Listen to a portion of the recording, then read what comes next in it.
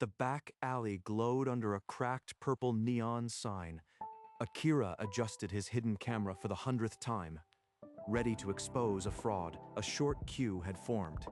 Each customer left stunned, their private secrets laid bare by the fortune teller's uncanny accuracy. Inside the dimly lit booth, the fortune teller revealed things no stranger should know. A woman gasped at a childhood memory she'd never shared aloud. The ring you lost last Tuesday. Look under the passenger seat of your car. You'll find it there. That's impossible. How could she know that? There's no way this is real. She has to be cheating. When his turn came, Akira sat down with a smirk, his hidden camera aimed directly at the fortune teller's face. But the moment their eyes met, the fortune teller's hands shook. She pushed his money back across the table without a word. I can't read you. What? Why won't she read me? She looks terrified, not like a con artist caught in a lie. I am not letting this go. I'll be back, and she will explain everything. Wait, you refunded everyone else? What did you see? Why won't you read me? Please, just go. I can't do this. She's hiding something. This isn't just about a failed reading. Frustrated, Akira shoved his money into his pocket and left, the evening drizzle cold against his heated skin. The next night, he returned, the queue already gone. He stepped into the dim booth once more. Why did you come back? I already told you I can't read for you. Because I don't believe you. You read everyone else perfectly.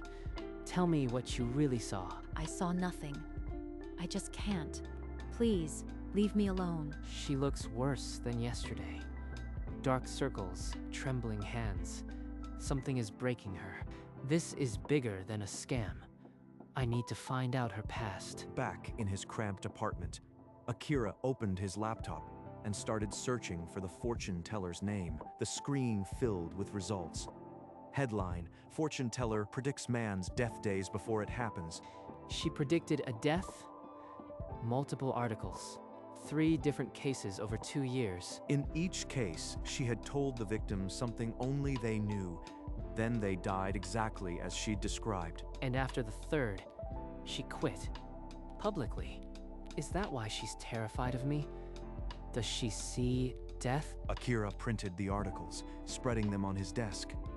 The evidence was undeniable. She's not a simple con artist. Something real happened, and it's connected to why she won't read me. If her predictions came true, then what did she see in my face that scared her into silence? I have to confront her with this.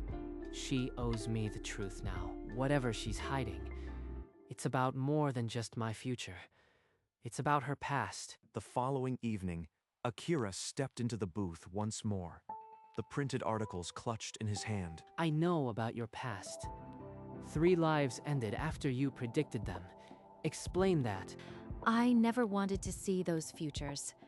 They haunt me still, but I still can't read you. Please, don't make me. You are just a fraud playing on people's fears. Admit it. She met his eyes, her own brimming with unshed tears, and said nothing. The silence was louder than any denial. This isn't the reaction of a con artist. She's genuinely terrified. Something deeper is going on. If you are not a fraud, then what did you see? Why won't you tell me? Just go. I can't do this. She's on the verge of breaking.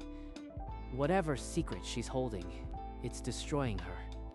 I have to know. Akira kept returning, each visit finding Kotone more haggard. Her hands trembled as she still refused to read him. One evening, as he turned to leave after another silent refusal, her voice stopped him. It was barely a whisper. You were 7. A stray kitten, gray with white paws, was stuck in the drain by the old park. You crawled in and pulled it out, even though you scraped your knees. Your mother scolded you, but you didn't cry. That's impossible. No one knows that story. I never told a soul. Akira froze, the air sucked from his lungs. His hidden camera was forgotten. I know you think I am a fraud, But some things can't be faked. How? How do you know that? She didn't answer. Her eyes held a desperate, knowing sorrow that broke through his defenses. She sees through me. There's no trick that can explain this.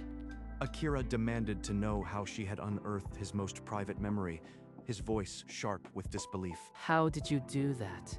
That memory. I've never told anyone, not once. I am not psychic. If that's what you are wondering. I don't see the future. She began to explain, her words careful and deliberate, revealing the secret of her gift. I read micro-expressions, body language, subtle tells. Every twitch, every blink, every fleeting glance. Your childhood memory was embedded in your eye movements, the way you held your shoulders just now. So you are telling me you are just extremely observant? That all this is just reading people? It's a skill I developed. I see patterns others miss. I've always been able to read people's hidden emotions. If she can read all that from my expressions, then what did she see that was so terrifying? I thought she was a fraud, but this is something else entirely. She's not pretending. To prove her claim, Kotone led Akira outside. A lone passerby hurried down the rain-slicked alley. Watch. That woman there. She's wearing a new coat, but the tag is still attached inside the collar.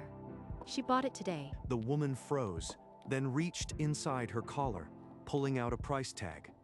She stared at Kotone with awe and fear. She did it without even speaking to her. This isn't guesswork. It's a genuine skill. All right, I believe you. But then, what did you see in me that first night? The thing that made you so afraid? I can't. Not that.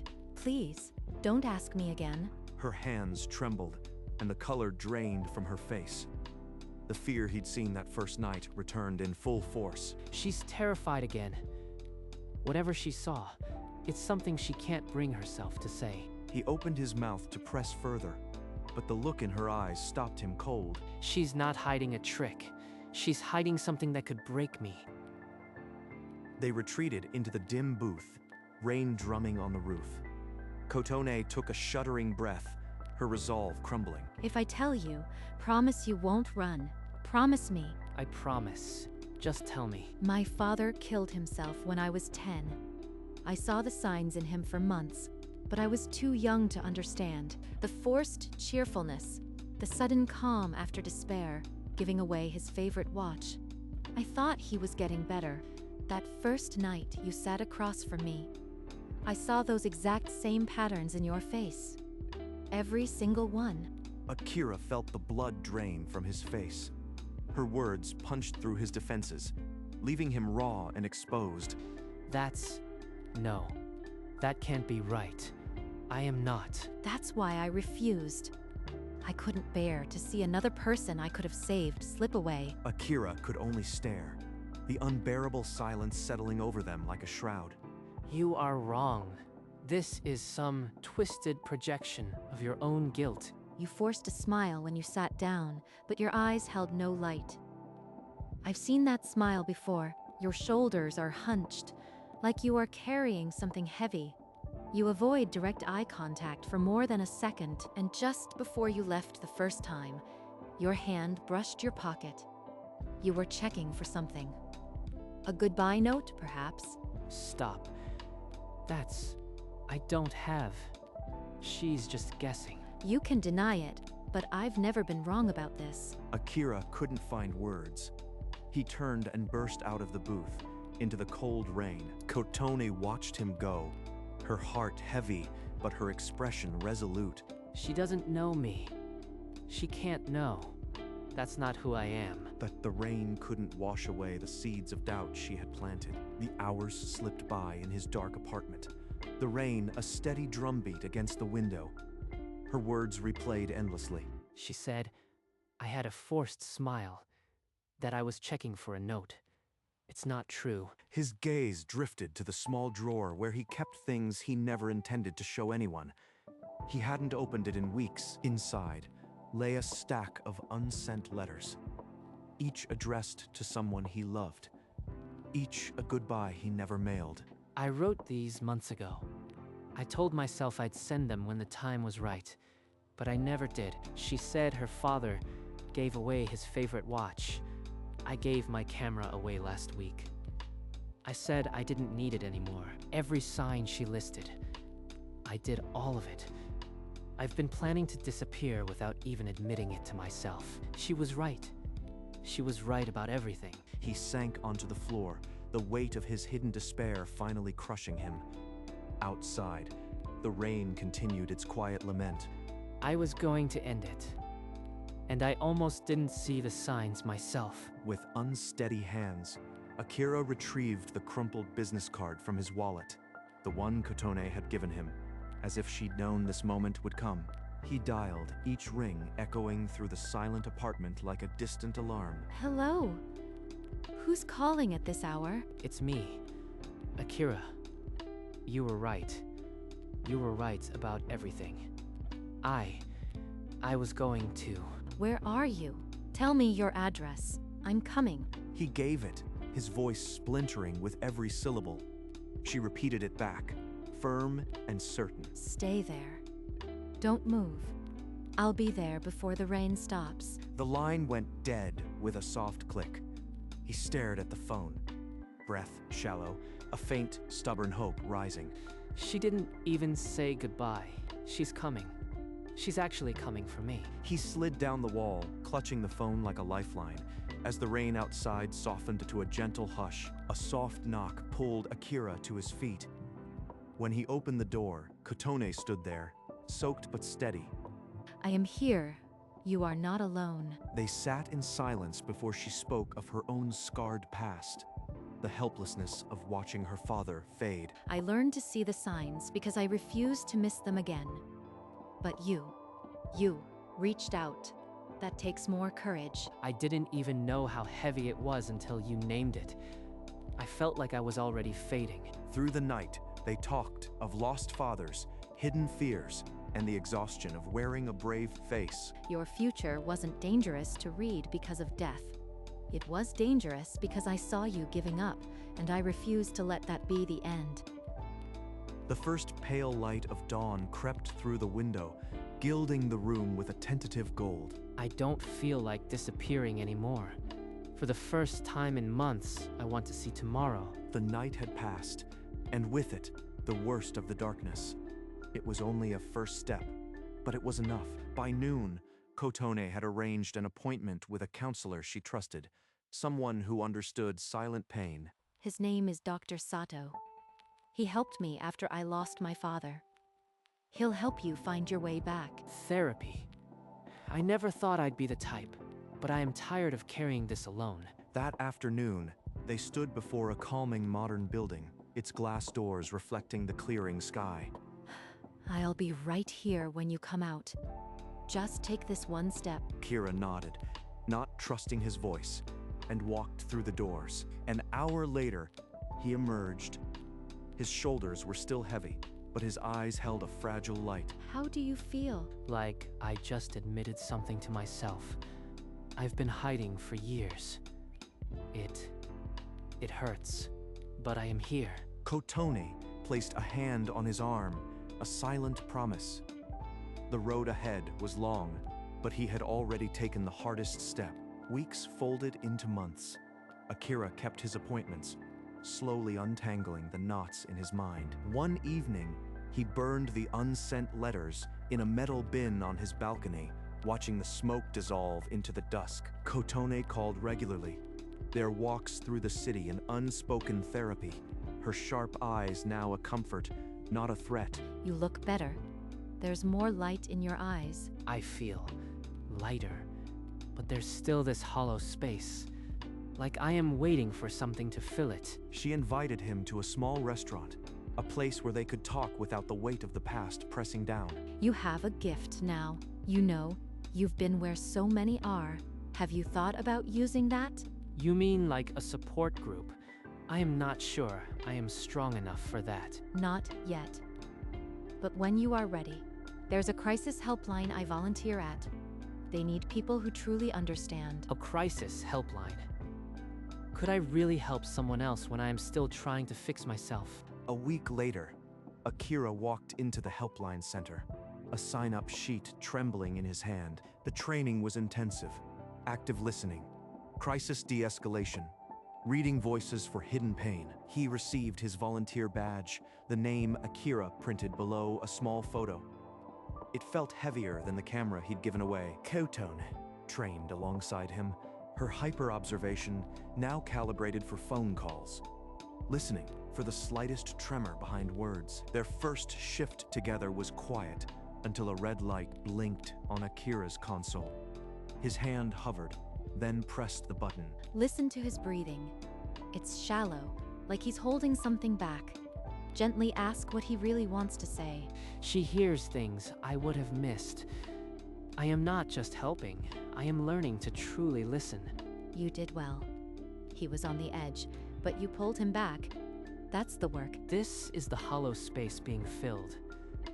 Not with noise, but with purpose. They left the center together that night.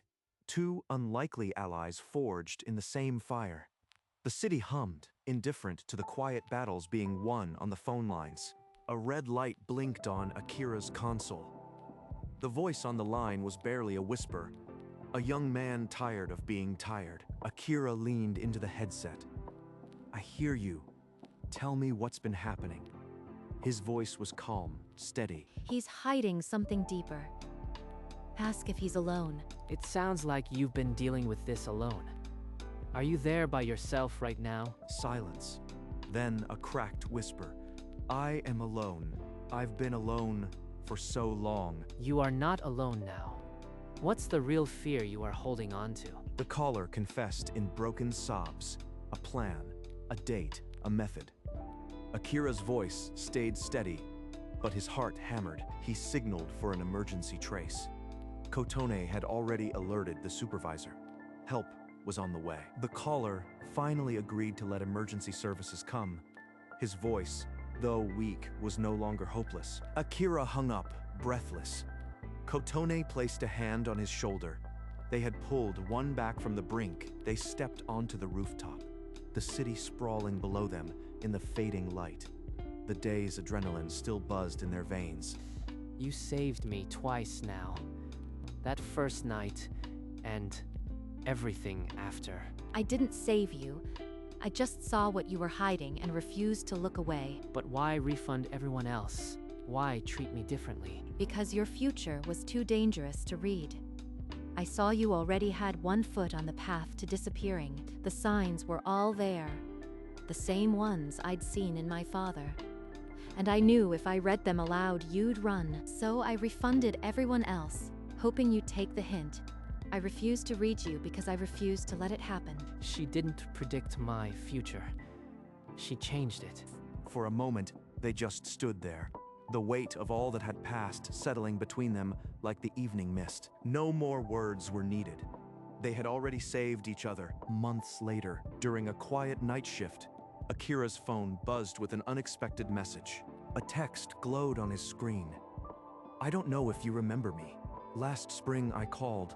I was going to end it. Today I got engaged. Thank you for saving my life." He's alive. He found happiness, and I was part of that, just by being there. He turned the screen toward Kotone, unable to speak past the lump in his throat. You did that? Your voice was the one that pulled him through. This is why we do this. Not for the recognition, but for moments like this, proof that our small actions echo. They shared a look that held the weight of all the lives they had touched, and all the ones they would continue to reach. We never see the full story, but this is enough. It's more than enough. The phone lines blinked around them, others waiting for a voice that understood. Akira took a deep breath and answered the next call. The work was never truly done, but tonight, they had a reminder that every call mattered. In the bright workshop room, Akira stood before a dozen new volunteers. His heart was steady now, no longer the skeptic who once hid a camera. I was once the person on the other end of the line. I didn't think anyone could see the pain I was hiding. He shared his story without flinching, the unsent letters, the camera he'd given away, the silence that almost swallowed him. Sometimes, the deepest cries for help come in the quietest moments. It's our job to listen for them. Pay attention to the forced cheerfulness, the sudden calm, the avoidance. These are the languages of those planning to disappear. The room was silent. Each volunteer hanging on his words, the weight of their future responsibilities settling over them. This is my purpose now. Not just to survive, but to make sure others do too. Remember, every call you take is a life you might touch. We don't save everyone, but we always try. The volunteers scribbled notes, eyes bright with a purpose newly kindled. Akira and Kotone exchanged a glance. Satisfied, triumphant, knowing their darkest moments had become a beacon for others, the Helpline Center held a small ceremony, honoring those who had gone above and beyond. This year, the spotlight fell on Kotone. She stepped forward, the certificate light in her hands but heavy with meaning. This isn't just mine. Every call answered, every life touched. That's the collective heart of this center. Akira watched from the side, his heart full. He saw not the fortune teller who once terrified him, but the woman who had rebuilt him. And to my partner, Akira, you are proof that the deepest darkness can become the brightest light. Thank you for trusting me. She gave me a future I couldn't see. Now she's giving that gift to others. The room erupted in applause, not just for an award, but for the unbreakable bond that had saved countless lives. Father would be proud. I finally found another way to see and to save. The fortune teller who once saw only danger in the future now found purpose in every shared breath of a stranger on the line. And in that small office, amid blinking lights and hushed voices, they continued their quiet revolution, one call at a time. Later that evening, they found themselves in a quiet booth, a small candle flickering between them. The city's noise was a distant hum. I still remember how terrified I was that first night. Not of you, but of losing another person I could have saved. You gave me something I'd forgotten I could have, a future. I owe you my life, Kotone. You built that future yourself, Akira. I just pointed out the path. They clinked their glasses silently, the unspoken bond between them stronger than any words. Before her, I was just a skeptic with a camera. Now I am someone who helps others find their way back. They talked late into the night, not about crises or calls, but about simple things, favorite books, forgotten dreams, the taste of good coffee. For so long, I was afraid to get close to anyone because I saw too much. But with you, it's different. You see me too. Maybe that's why we work. We're both looking beneath the surface now. They stepped out into the crisp night air, two silhouettes walking side by side, not as fortune teller and skeptic, but as equals who had found light in each other's darkness. The next morning, the helpline office was already alive with soft murmurs and blinking lights. A phone rang on Akira's desk, its red light pulsing like a heartbeat. You've reached someone who cares. This is Akira. How can I help? Across the room, Kotone looked up from her notes. A quiet, knowing smile settled on her lips. She saw it now. The calm in his voice, the steadiness he'd built from the rubble of his past. Akira listened, his pen moving across the call log. Another life, another chance. The office hummed with the quiet symphony of whispered reassurances and the scratch of pens. Hours later, the last call ended. Akira leaned back, his eyes meeting Kotone's across the room. We'll never run out of calls, but we'll never run out of reasons to keep answering. And somewhere in the city, another phone rang, and someone answered.